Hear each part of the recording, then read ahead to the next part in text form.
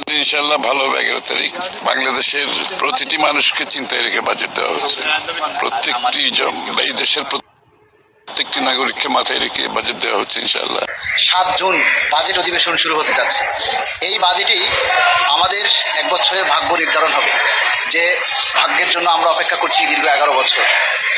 আমরা চাই 11 বছর পর যে পে স্কেলটা হতে যাচ্ছে সেটা যেন এক ধাপেই সম্পূর্ণ পে স্কেল বাস্তবায়িত হয়।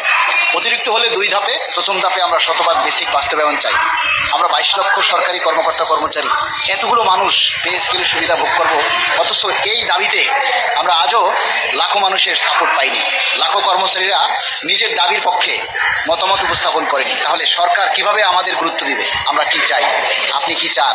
আপনার চাওয়াটাকে তো আপনাকে গুরুত্ব দিতে হবে, আপনার চাওয়াটা আপনাকে ফুটিয়ে তুলতে হবে যে আমি কি চাই। আপনারা সবাই এই অল্প কয়টা দিন, আর মাত্র 9 দিন অপেক্ষা।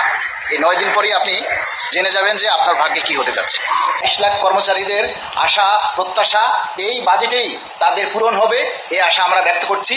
এবং এই বাজেটেই যাতে 11 বছরের যন্ত্রণা, 11 বছরের পাওয়া না পাওয়ার আশা পূরণ হয়, সেই প্রত্যাশা আমরা করছি। আমরা আশা করি আগামী 11ই জুন আমাদের পে স্কেলের জন্য বাজেট বরাদ্দ আসবে এবং শতভাগ পে স্কেল বাস্তবায়নের জন্যই ইনশাল্লাহ প্রয়োজনীয় বাজেট বরাদ্দ আসবে। আপনারা কি বলেন? সবাই একমত তো?